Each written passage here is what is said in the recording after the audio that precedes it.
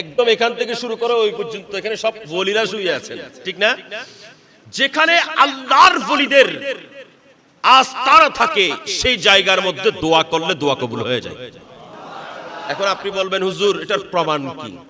আমি যদি প্রমাণ দেই, হযরত জাকারিয়া আলাইহিস সালাম যিনি একেবারে বৃদ্ধ হয়ে গেছেন, সন্তান হয় না, সন্তান হয় নাই। হযরত সাইয়েদনা জাকারিয়া আলাইহিস সালাম তিনি ছিলেন মরিয়ম আলাইহিস সালামের খালু এবং ওনার অভিভাবক।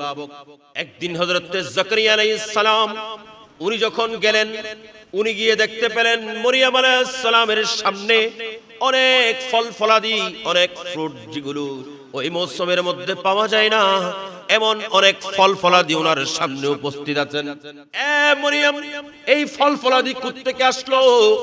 মরিয়ম আলাইহিস সালাম বলেন, এগুলো আল্লাহর পক্ষ থেকে আমার প্রতি দয়া করেছেন, আল্লাহ আমার জন্য ব্যবস্থা করেছেন। হযরত মরিয়ম আলাইহিস সালামের এই অবস্থা দেখে, মরিয়ম আলাইহিস সালামের সামনে ফল ফলাদি দেখে তিনি আল্লাহর দরবারে হাত তুলে দিয়েছেন, আল্লাহ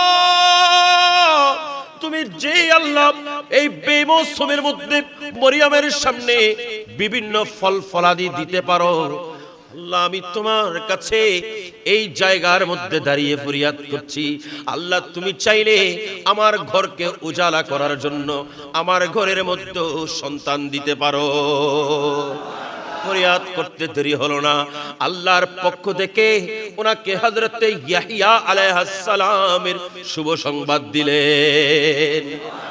দিলেন তো দিলেন, ইয়াহিয়া আলাইহিস সালাম উনিও আল্লাহর নবী। চিন্তা করুন, আল্লাহর ওলির দরবারের মধ্যে যখন গিয়ে আপনি দোয়া করবেন, এই দোয়ার মধ্যে ফসল পাবেন, এটার প্রমাণ দিয়েছেন নবীর মাধ্যমে। আসলে কি নবী দোয়া করলে কি আল্লাহ দিত না? কথা বলেন না। উনি তো নবী, দোয়া করলে তো আল্লাহ দিতেন, কিন্তু আল্লাহ এটা দুনিয়াকে তালিম দেওয়ার জন্য, দুনিয়াকে শিক্ষা দেওয়ার জন্য আল্লাহ জাল্লে শানুহু ওই মরিয়ম আলাইহিস সালামের ঘরের মধ্যে নিয়ে জাকারিয়া আলাইহিস সালামকে ইয়াহিয়া আলাইহিস সালামের শুভ সংবাদ দিয়েছেন। তাইলে কি বোঝা গেল?